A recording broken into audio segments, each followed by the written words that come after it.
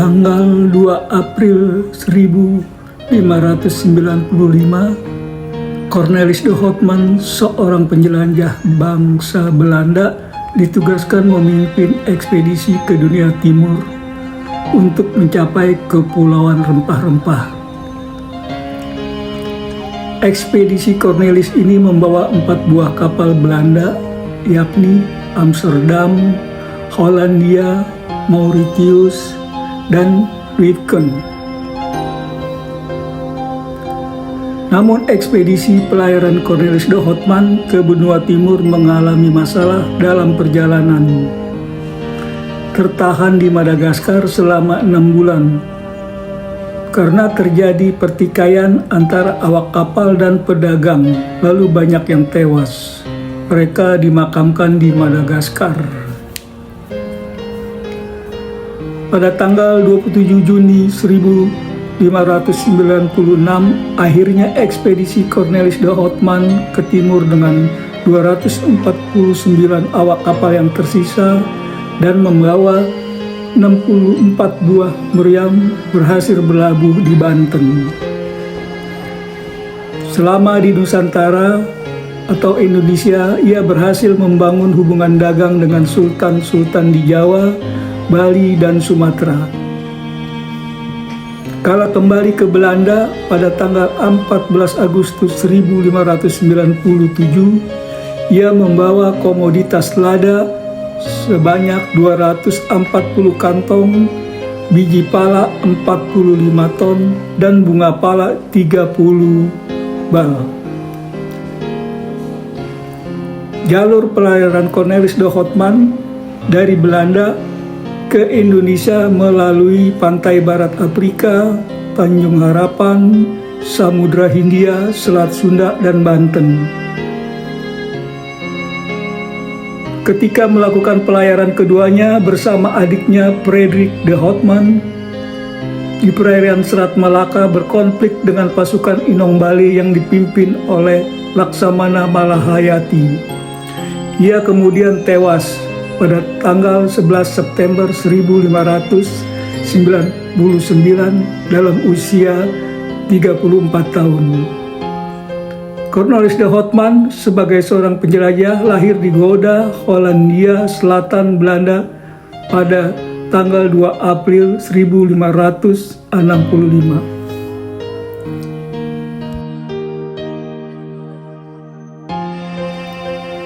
Setelah ekspedisi Cornelis de Houtman berhasil membuka jalur pelayaran ke benua timur, kemudian tidak kurang dari 65 buah kapal Belanda berlayar menuju ke Nusantara atau Indonesia.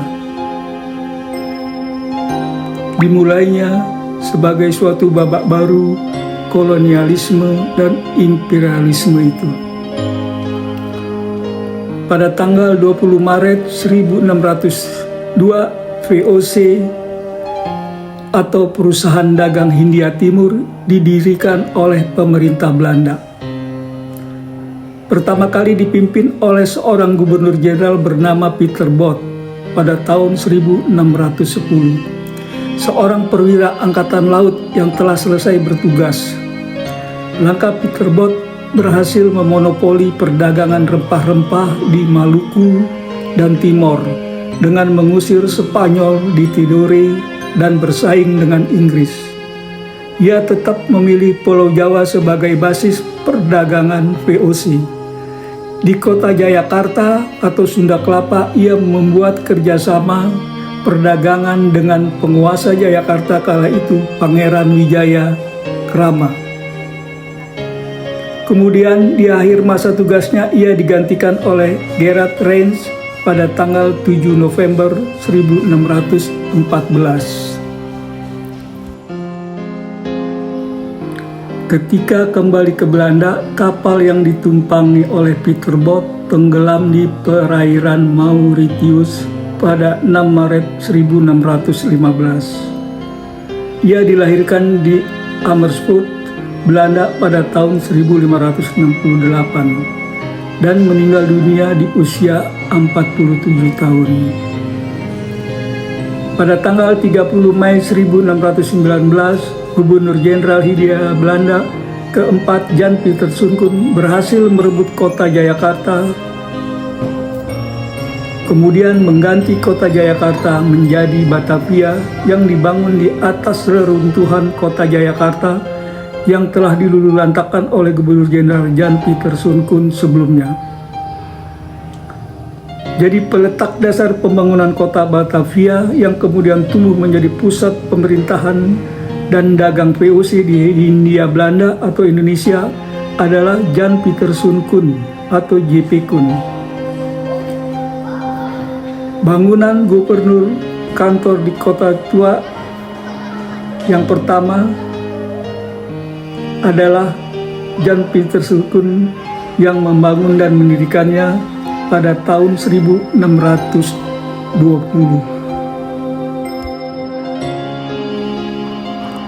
Gubernur Jenderal Jan Pieter Soenkoen menjadi Gubernur Jenderal Hindia Belanda selama 2 periode, tetapi tidak berturut-turut.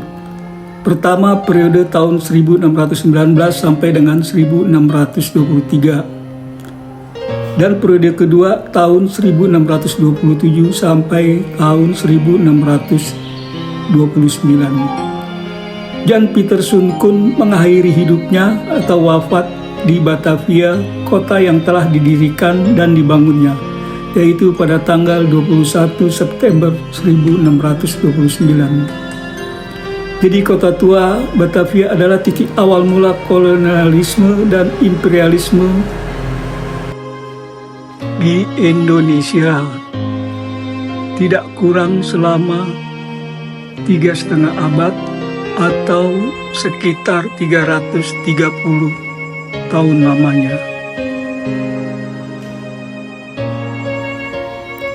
Bangunan kantor Gubernur Jenderal Hindia Belanda di kota tua ini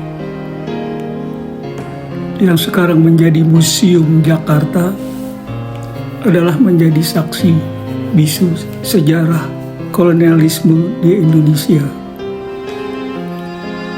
Di masanya, kantor pemerintahan Gubernur Jenderal Hindia Belanda ini amat ketat penjagaannya, dikelilingi oleh benteng dan beberapa meriam menjaganya. Kantor Gubernur Jenderal Hindia Belanda ini juga dilengkapi oleh penjara bawah tanah yang sekarang ini masih bisa kita lihat